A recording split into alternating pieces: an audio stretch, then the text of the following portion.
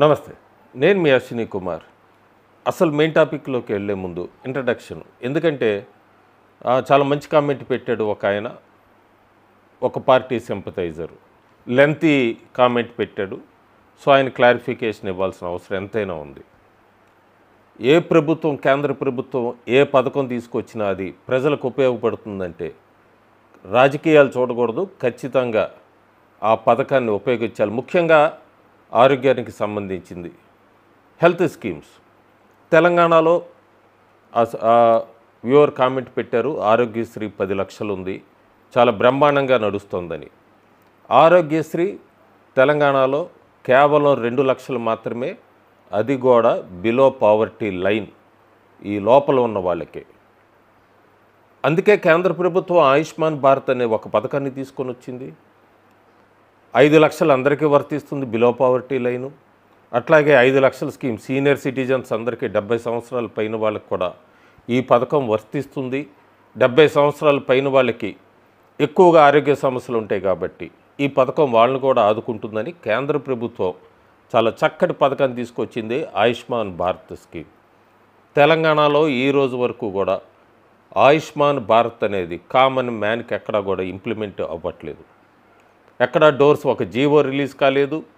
ఎక్కడా కూడా అప్లై చేసిన మనకి రెస్పాన్స్ ఉండదు ఆయుష్మాన్ భారత్ గురించి.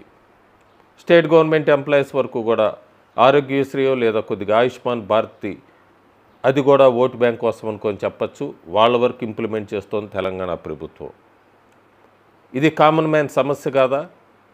కేంద్రంలో ప్రస్తుతం ఎన్డీఏ ఉంది, కాంగ్రెస్ కూటమి ఉన్నా కూడా తెలంగాణలో బీజేపీ గవర్నమెంట్ ఉన్న ఇలాంటి పథకాల్ని అమలు చేయాలి.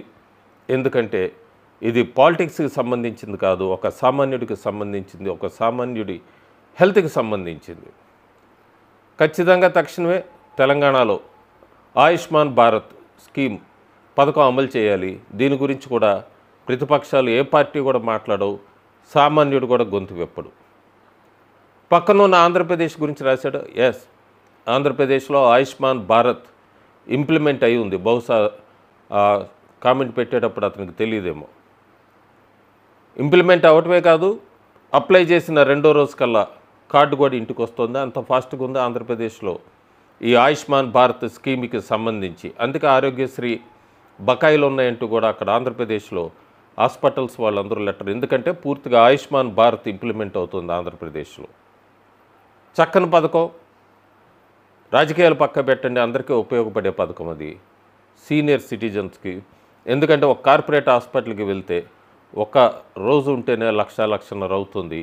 అలాంటిది కేంద్ర ప్రభుత్వం ఈ స్కీమ్ తీసుకొచ్చినప్పుడు కేంద్ర ప్రభుత్వంలో ఉన్న పార్టీలు ఎట్లాగూ చెప్పట్లేదు. కనీసం కామన్ మ్యాన్ అన్న దీని గురించి ప్రభుత్వాలను అడగాలి. ఈ ఆయుష్మాన్ భారత్ జనరల్గా కేంద్ర ప్రభుత్వ పథకాలంటే రాష్ట్రంలో వేరే పార్టీ ఉంటే కేంద్ర ప్రభుత్వానికి పేరు వస్తుంది అని చెప్పి ఇంప్లిమెంట్ చేయరు కొన్ని స్కీమ్స్.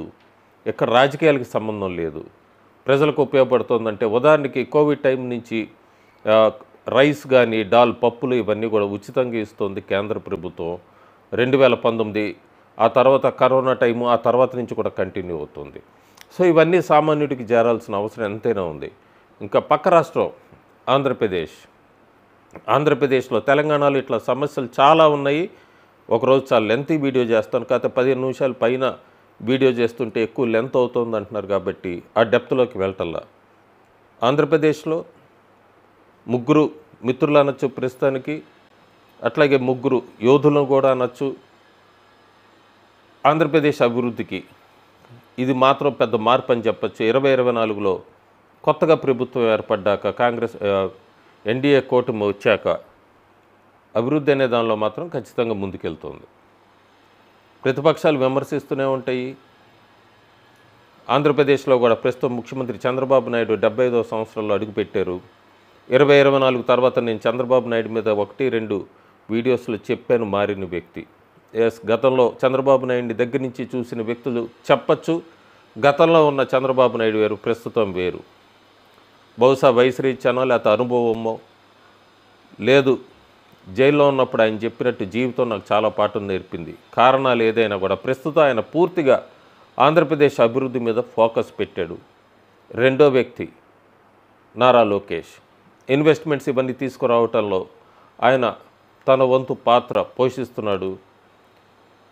వైఎస్ఆర్సీపీ లేదా కాంగ్రెస్ కమ్యూనిస్ట్ పార్టీలు విమర్శించినా కూడా ప్రస్తుతానికి ఆంధ్రప్రదేశ్కి ఒక రాజధాని రూపుదిద్దుకుంటోంది. అట్లాగే పోలవరం ప్రాజెక్ట్ అనేది పనులు మళ్ళీ మొదలైనవి. స్లోగా ఇన్ఫ్రాస్ట్రక్చర్ డెవలప్ అవుతుంది రోడ్స్ వీటికి సంబంధించి. అట్లాగే మూడవ చాలా ముఖ్యమైన వ్యక్తి గురించి మాట్లాడాలి. చాలా వీడియోస్ చేశాను, రిపీట్గా చెప్పచ్చు.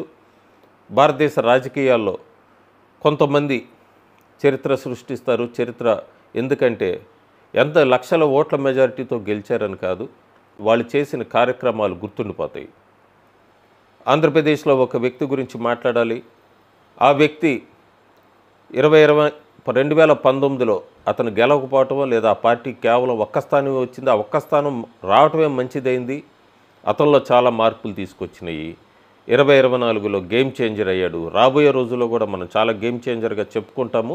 కొన్ని రాష్ట్రాల్లో ఆయన పర్యటనలు లేదా ఆయన ఆ పార్టీలు ఆ రాష్ట్రాల్లో ఆ ఎన్డీఏ కూటమి గెలవటానికి అతని బాధ్యత ఎంత అనేది కూడా మనం రాబోయే రోజుల్లో చూడబోతున్నాం. ఈ మధ్య మహారాష్ట్ర ఎన్నికల్లో చూసాం కూడా.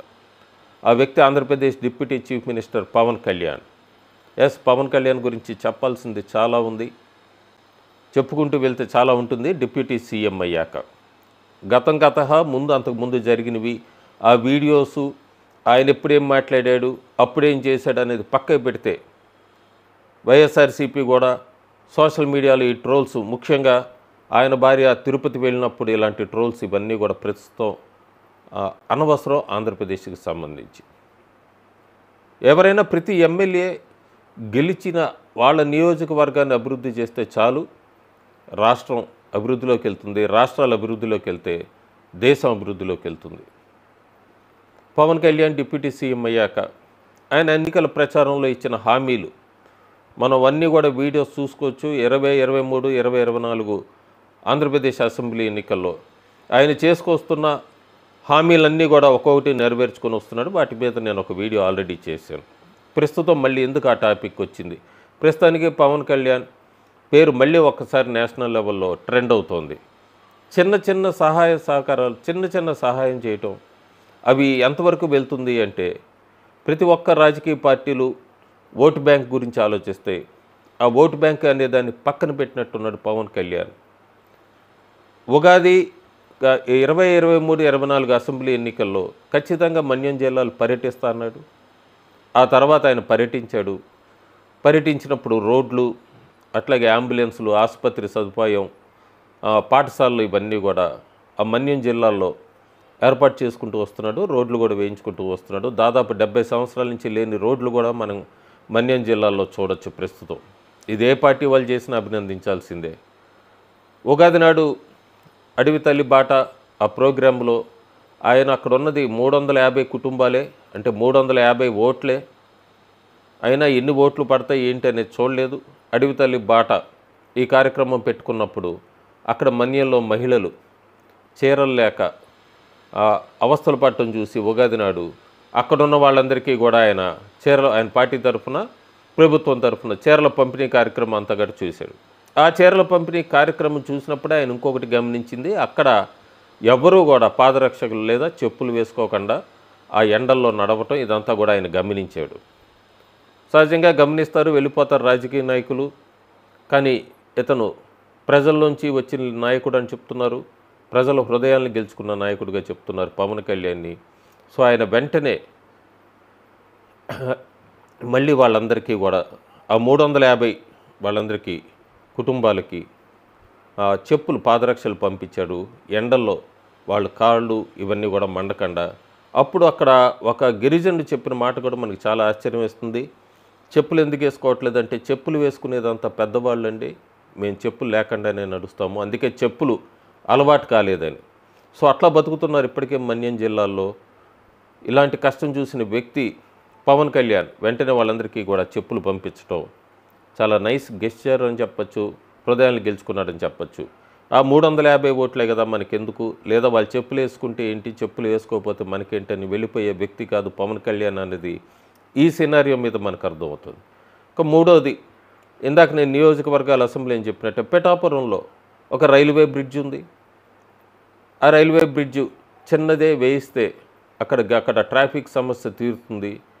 అంతకుముందు చాలా కాంగ్రెస్ పార్టీ, తెలుగుదేశం అన్నీ కూడా పిఠాపురంలో గెలిచారు.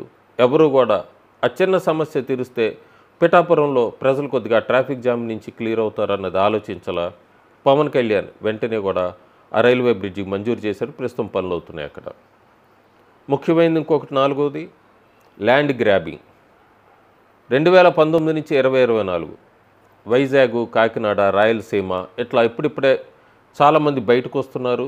తమ ల్యాండ్ని లాక్కున్నారని, కబ్జా చేశారని అక్కడ చెప్పడానికి, నోరు విప్పడానికి భయపడ్డాం మేము. ఇప్పుడు నువ్వు ఉన్నావు కాబట్టి ఈ ల్యాండ్ గ్రాబింగ్ ఇష్యూస్ లేవనెత్తుతున్నావు అంటూ పవన్ కళ్యాణ్కి చాలామంది అర్జీలు పెట్టుకున్నారు. పవన్ కళ్యాణ్కి అర్థమైంది చాలా వరకు ఆంధ్రప్రదేశ్లో ల్యాండ్ కబ్జాలకు గురైందని. అందులో ఎండోమెంట్కి సంబంధించినవి ఉన్నాయి. వీటన్నిటి మీద ప్రస్తుతం ఆయన జిల్లా టూర్లు పెట్టుకున్నాడు. జిల్లా టూర్ పెట్టుకునే ముందే ఒక స్టేట్మెంట్ హెచ్చరిక పంపించాడు. అది ఏ పార్టీ వాళ్ళైనా, కాంగ్రెస్ కూటమిలో, బీజేపీ కూటమి, ఎన్డీఏ అలియన్స్లో ఉన్న వాళ్ళు ఎవరైనా సరే వాళ్ళున్నా కూడా ఖచ్చితంగా చర్య తీసుకుంటాను. ఎక్కడ ఈ ల్యాండ్ గ్రాబింగ్ ఇష్యూ వదిలిపెట్టను, నేనే స్వయంగా వస్తున్నానని.